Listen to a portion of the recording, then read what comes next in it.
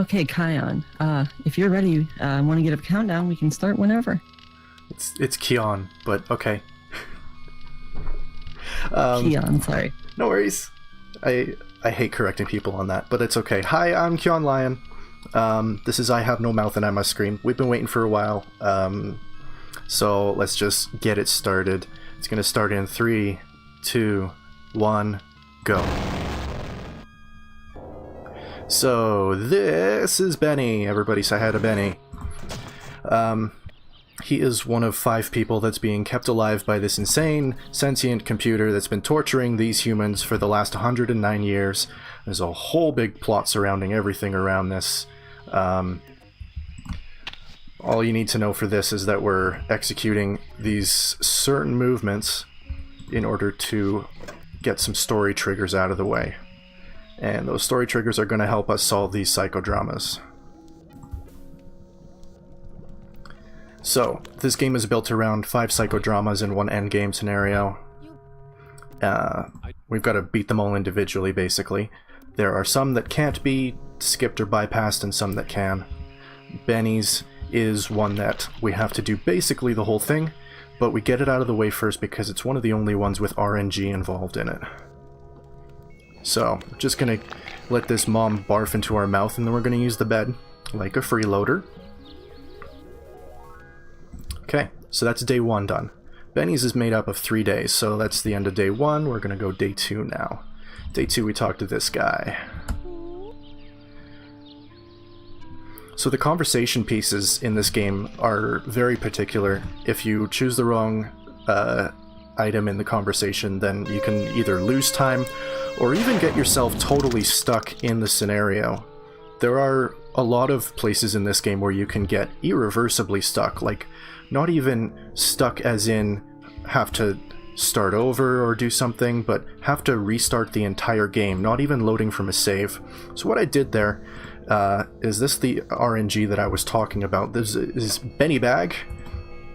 So it's RNG whether the dude is there to protect his bag or not. And in order to roll a new RNG, you need to go at least 2 screens away. As far as I know, the Night Dive developers are going to be in chat here, so maybe they can correct me on that. So, we have to choose the right options here or my skip doesn't work for this. So, have the lottery bag. Because another component to all of this is the spiritual barometer, which is the icon on the bottom left of the screen. And as I do more good things, it turns more green and eventually turns white, which is what I want in order to end up with the best scenario. Well, not the best scenario, but a good enough scenario. Alright, so I'm planting some flowers, burying the lottery bag. We sleep. That is the end of day 2. Day 3, things get a little real. Wait, I lied, there's 4 days. Crap. Okay, day 3. We're gonna go back in here. Oh, he's still gone. Look at that. Sometimes he's back by this point. So we go there. Now we go back here. Let's talk to this boy.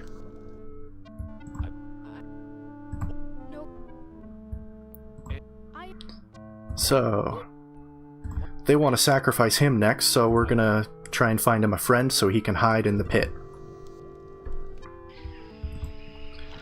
So, let's get some items. Try and build him a friend.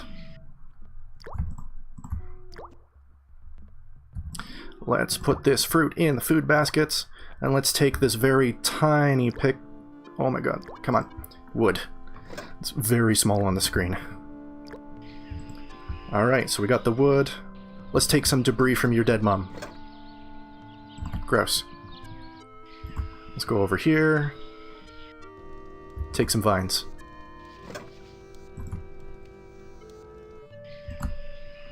And that is all we need. Let's make a dude a friend.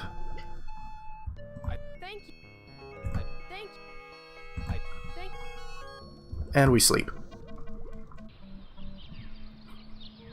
Okay, final day, I promise.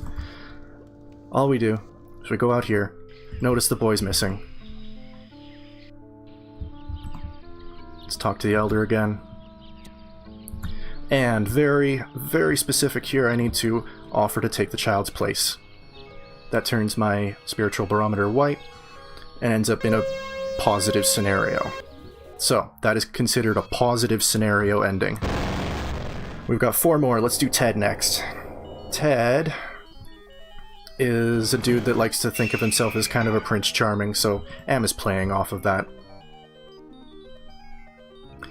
And... oh my goodness, come on, Ted. Ted also likes to fool around a little bit with the controls. The controls are a little finicky in this. Depending on which scenario you're in, the default control is different. As in walk to, look at, talk to, use. And also, some other things are different between the scenarios that... yeah, come on. Oh my goodness. Small things on the screen. And this is not a very high resolution game either. So we're going to read all 3 of these books.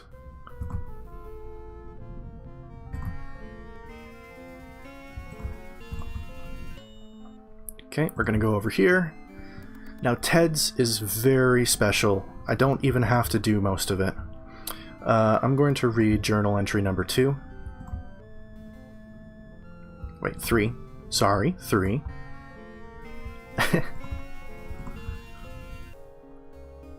Now we're gonna go in here. We see Ellen! It's Ellen!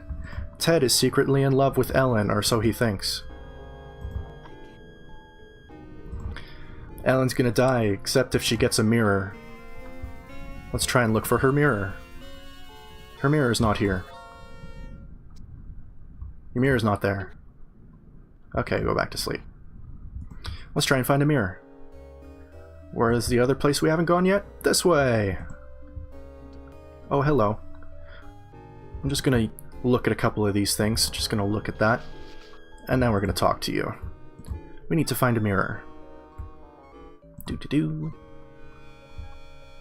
Switched that up there. So this girl wants to have sex with us in exchange for a mirror. We have to say no to her. And then no to her. And then no to her. She says, okay, fix my oven then. So we fix her oven, wink wink.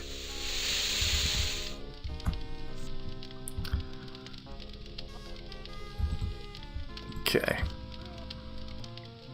So she tells us where to find a mirror. Which triggers this scene with the evil witch. Which we are going to confront. Haha, which witch, you get it? I'm really funny, you guys. But we gotta go in here. Look at another book first. Double Toil and Trouble, which tells us a secret spell that we need to combat the witch. So let's go over there.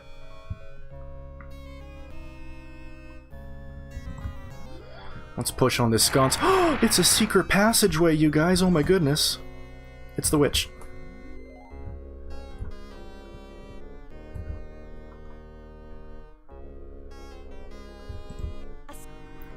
Okay.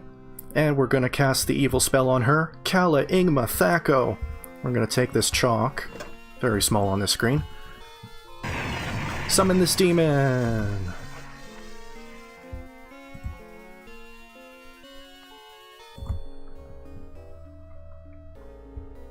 Okay, we're going to get him to unlock the maid's bedroom door. Come on. No, Ted, please. Maid's bedroom door, please. Okay. Alright, so we don't believe him. He says go check for yourself. Let's go check. And if I did this right, if we go over here, we're gonna hear some wolves. That is wolves 1. So the wolves mechanic is very interesting in this case. After 3 times of wolf howls, actually on the 3rd wolf howl, you get eaten by wolves and the scenario ends. But we want that to happen in this case. So, poof, here's the devil. So, where's the mirror? We saw the tapestry. Where's the mirror? He won't tell us. Okay. This is Wolves 2.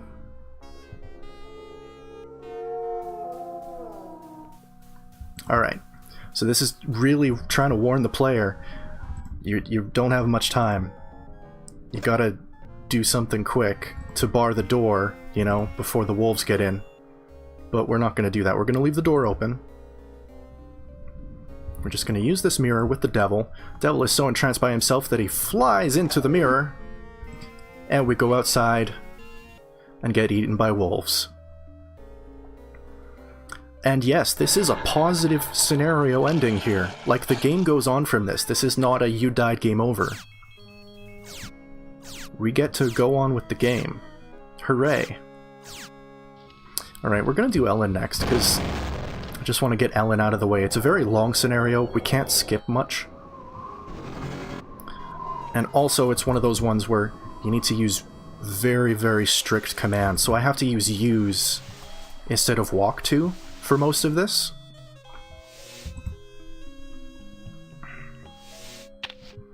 Can I ask a question? Yeah, you should. Yeah, bleh, sure can. You didn't say how we got to this situation in the world, did you? No, I didn't. So, oh my goodness, come on, please.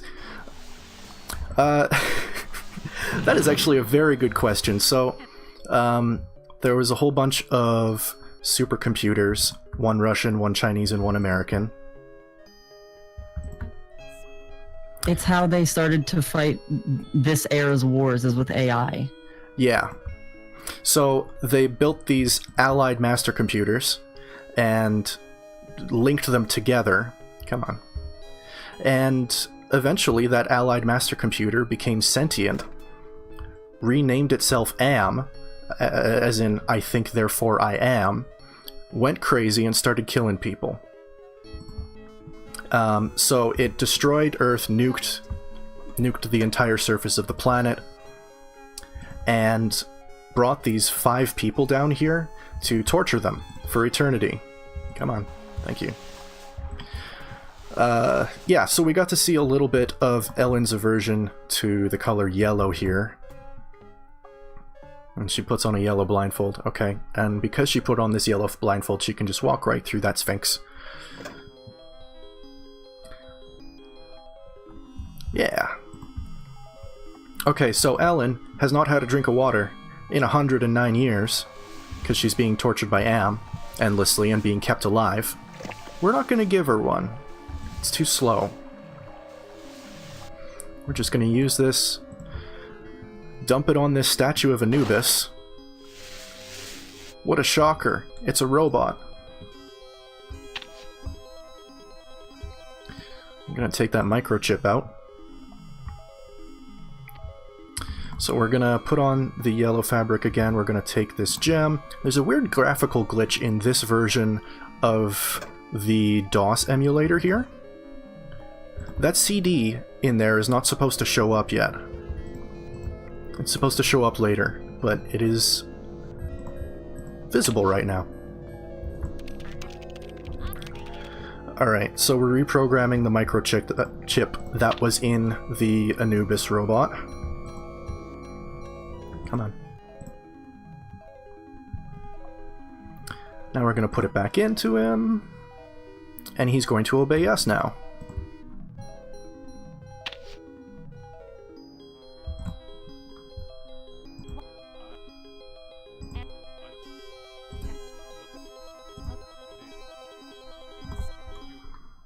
Okay, he told us the access code was 666.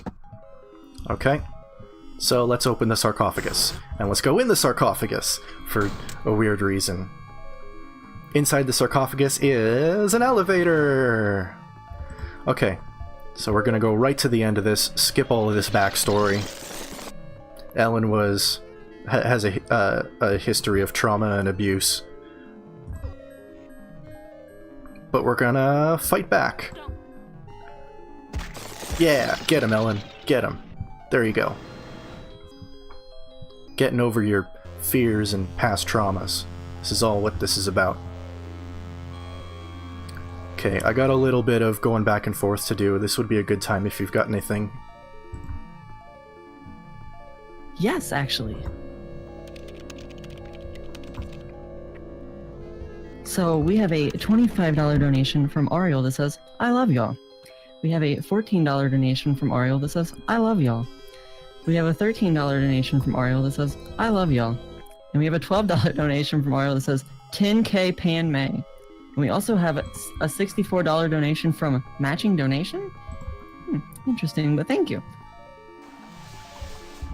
Cool, thank you very much, and getting real close to that 10K Pan May. Alright, so we just found out we got a schematic. It needs a speaker, so we got a speaker. Let's go all the way back. Like I said, this is one of the ones that we can't skip a lot of.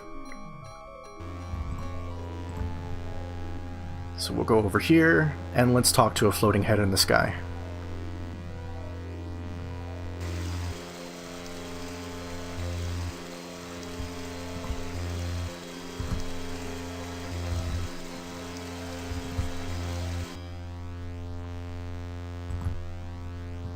Oh, that noise. I don't like that noise.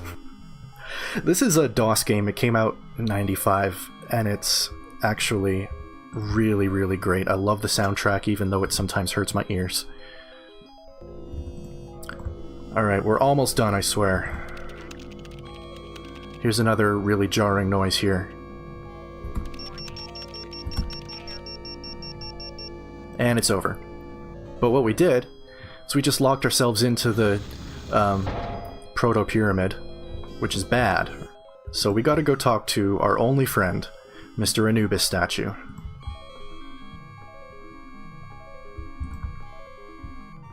Locked in, what do we do? He tells us to get in the sarcophagus again. So let's do that. And before we can, Am takes us out of the scenario, and that's where it ends. And that's actually how it's supposed to end. This isn't me doing any breaks or anything. That was actually how the game was designed to end that scenario. So, here's Gorister. Everybody say hi to Gorister. Gorister is missing his heart.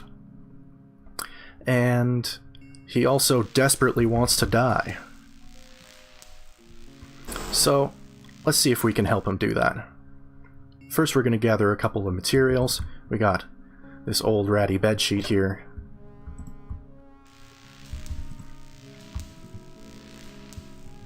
This is another kind of slow time of just gathering stuff.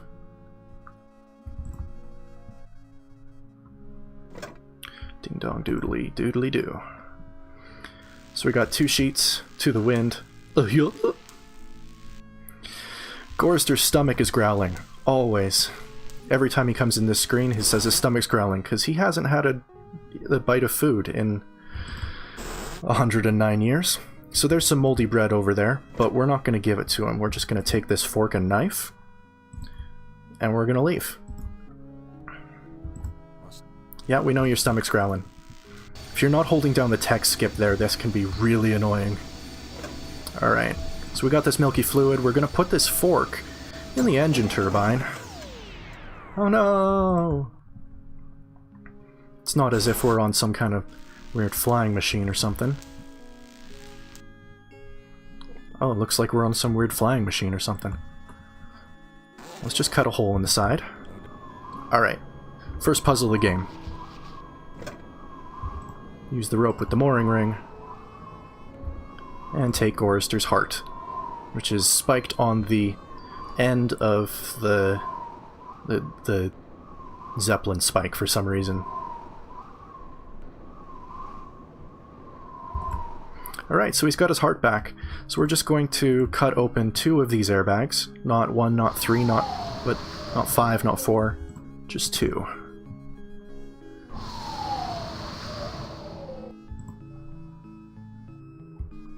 And with that, we land safely at a place that is affectionately named Gorister's Honky Tonk.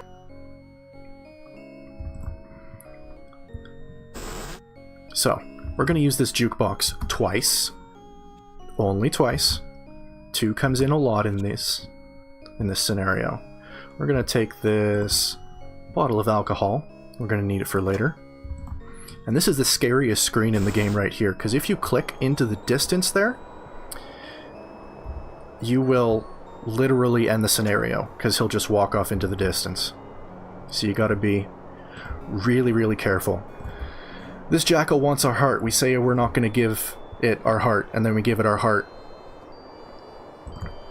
So let's go back inside.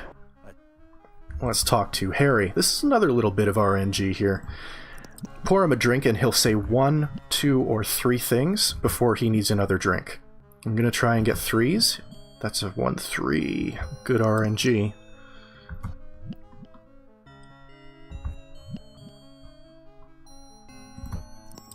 I'm gonna pour him 1 more.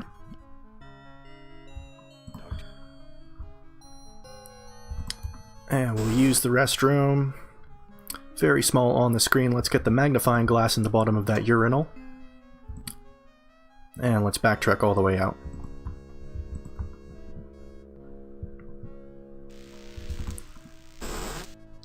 Alright, let's use the magnifier with the debris, find out what's going on here.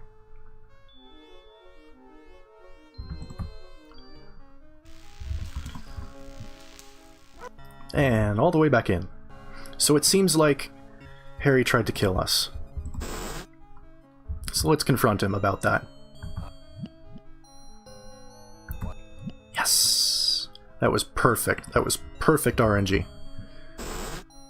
So, we got a little bit of information. Just gonna stop for a bathroom break. Any donations would be cool now. Another bathroom break. I do not have any donations to read, but I will say we are really close to $9,000. What? We need $72 more and we will hit 9K. And then we'll be $1,000 away from our goal for the entire event. So, you know, we have a bunch of awesome donation incentives. Check those out. We have awesome prizes. So just check all this stuff out, you know, and think about donating. It goes to the Trevor Project, a really amazing charity that helps LGBTQ kids. Yeah, it is a really, really good charity. I definitely support it. And you should too. Alright, so this is our mother-in-law, and she's on a meat hook. We're not gonna get her down. But we're gonna take the key that fell out of her pocket, and we're gonna backtrack all the way back out. It's weird that we just flushed the urinal 3 times, or and got back into that. So Edna's key opens this door.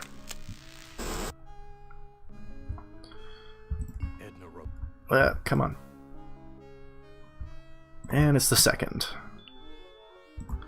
Like I said, lots of 2s in this scenario. Alright, all the way back. Your stomach's growling, we know. We are just about done where we're gonna leave Goristers, because we don't actually finish his scenario, per se. You know, it's supposed to end with this really great flying away sequence where we give everybody their comeuppance and everything, but now we're just gonna take our dead wife down from this meat hook, put her in our inventory. There's a human body in our inventory. Look at it. We're gonna dig her a hole. And see if I can get a animation skip. I did get the animation skip. I'm just gonna go off into the distance here.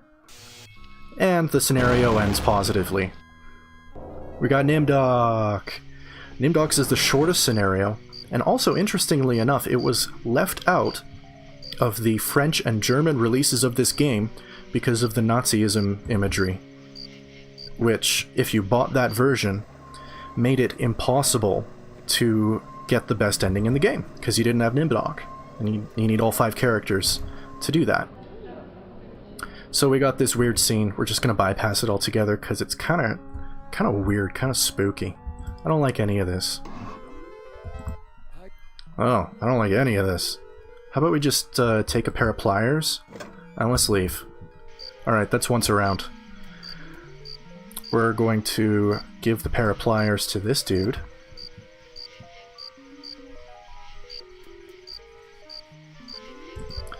And let's go back around again. This time we're going to stop in this room. We're going to take this bottle of ether.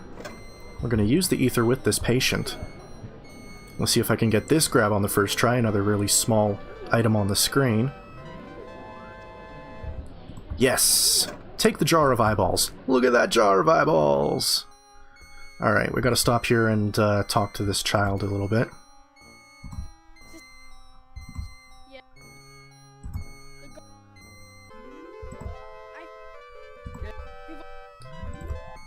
Alright, and completely bypass this hot mess.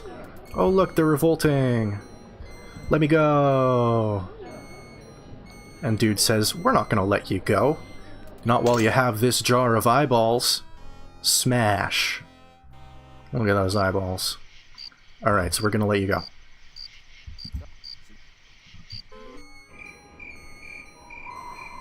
Alright, so we got this wall of screaming faces, we got this bunker. I like the bunker better. Let's go in the bunker.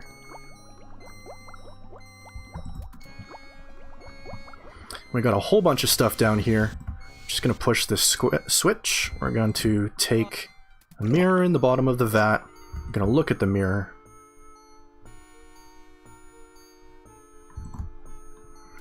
And we're gonna go all the way back out.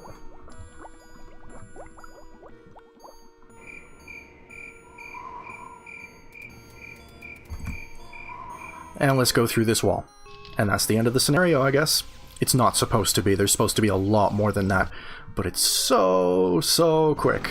Alright, so now we're in the end game. We're going to use this workstation, and time is coming up really soon. I'm just going to extend this bridge. We're going to log off. We're going to walk to the end of the bridge. We're going to use summoning on the circle.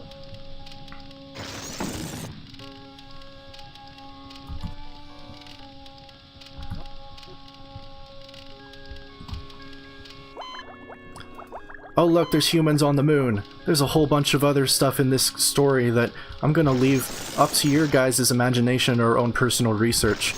Because this game has so much more to offer you than just this speedrun has shown you, and I really do recommend that you play it. It's so fun. And... time. I finally received the hell GG, Keon. Thank you. What, do you know my time? 2650. Whoa. So that is, the world record is 2614. So, that's pretty good for a marathon run. I have a really good donation here, which makes me sad that I don't have my audio effects set up right now.